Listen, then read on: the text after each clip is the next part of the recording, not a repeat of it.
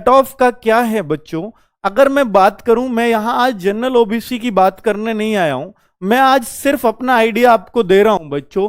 मैं ये मानता हूं इस पेपर में जो 60 प्लस का स्कोर करने वाले बच्चे हैं, 60 प्लस स्कोर जो मुझे अपने एनालिसिस से अंदाजा लगा है बच्चों, वो 80,000 के आसपास बच्चा नजर आ रहा है। 80,000 बच्चे का 60 प्लस का स्कोर है। अब वो कैटेगरी वाइज हो सकता है 60 से कम पे भी बच्चों को मौका मिलेगा। वैसे ही 1,18,000 बच्चा तो लेखपाल के लिए पास करना है बच्चों। 1,18,000 बच्चा लेखपाल के लिए पास होगा, लेखपाल के लिए एग्जाम में बैठेगा। तो इसका मतलब यह लगता है बच्चों कि 60 से कम मेरिट जानी चाहिए। इससे यह लगता है कि 60 से कम जानी चाहिए। बेटा मैं 80,000 बिल्कुल फिक्स नहीं बता रहा हूं, लेकिन मैं इतना बता रहा हूं कि 60 प्लस स्कोर करने वाले ओवरऑल सारी कैटेगरीज अगर मैं एक साथ मिला दूं तो 60 प्लस स्कोर करने वाले 80,000 के आसपास बच्चे का अंदाजा लगाया जा रहा है बच्चों।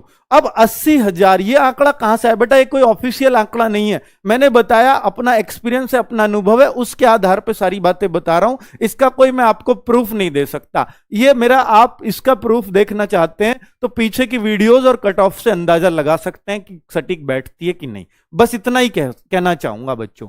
तो अब आप ये देख लीजिएगा, अब जहां भी 80,000 से ज्यादा बच्चे लिए जाएंगे तो वहां पर ये 60 प्लस वाले सारे बच्चों का नंबर आएगा।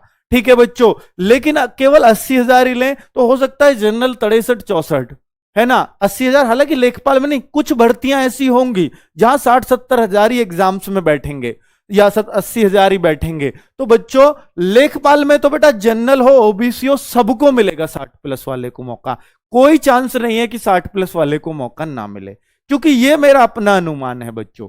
ठीक है, अब हो सकता है बच्चों ये खुशकिस्मती हो सकती है, वो एससी का इसमें कितना है, ओबीसी का कितना है, वो मेरे को अभी नहीं पता है। इसका आंकड़ा लगाना वैसे भी बहुत मुश्किल काम है बच्चों, जब तक हमारे पास कॉपियां ही नहीं है सबकी। तो बच्चों हम कैसे बता सकते हैं ओबीसी जनरल कितना है। लेकिन मैं इतना जरूर कहूंगा, किसी को जो कैटेगरी एससी वगैरह के हैं, एससी एसटी हैं, तो इनको बच्चे 55 प्लस पे भी चांसेस रहेंगे मौका मिलने के। लेकिन बच्चों अगर मैं ओबीसी और जनरल कैटेगरी की बात करूं, जनरल तो 60 प्लस तो जनरल भी देगा, ओबीसी भी देगा। ओबीसी हो सकता है 58 प्लस वाला भी एग्जाम दे पाए, क्योंकि बच्चों ये 80,000 बच्चों का आंकड़ा है और पास होने अभी इससे और 30-40 हजार ज्यादा। ठीक है, क्योंकि ये लोग टोटल पास होने हैं। तो बच्चों मैं ये कहूं कि मेरिट 55 पे जाएगी, 60 पे जाएगी, वो कहना बेकार है। यहां मेरिट ऐसे ही बतानी पड़ेगी। यहां पर अगर कोई रियल एनालिसिस करके लेके आया है तो बेटा ये आइडिया ही आपको सटीक जाएगा और यही बैठना चाहिए। अब बच्चों जो 60 प्लस हैं, बिल्कुल अपनी आंख मीच करके लेखपाल की तैयारी शुरू कर दो। कोई चांस नहीं है कि आप एग्जाम में रह जाओगे, कोई चांस नहीं है। मैं फिर कह रहा हूं कि आपका पीईटी पास ना हो।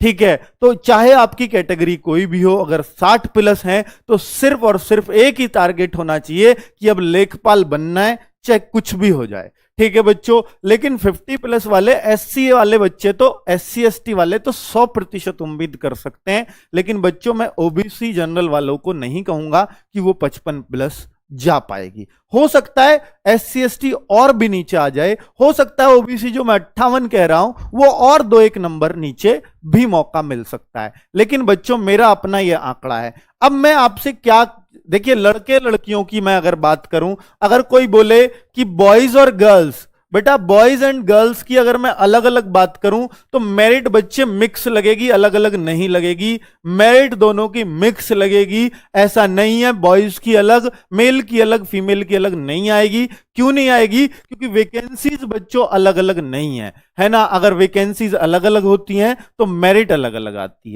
है ना बच्चों। अगर मैं आगे बात करता हूं, और वैकेंसीज अभी खुलने दीजिए, अगर महिलाओं का 20% कोटा फिक्स कर दिया तो फिर मेरिट भी अलग आएगी। ठीक है बच्चों, पर ऐसा शायद है नहीं। अगर मैं बात करता हूं बेटा ईडब्ल्यूएस SC ST का मैं अंदाजा नहीं लगा सकता, वो नीचे वालों को मौका मिल सकता है, लेकिन मैं जनरल ओबीसी की बात कर रहा हूं, वो 60+ श्योर हो जाओ, कोई दिक्कत नहीं है।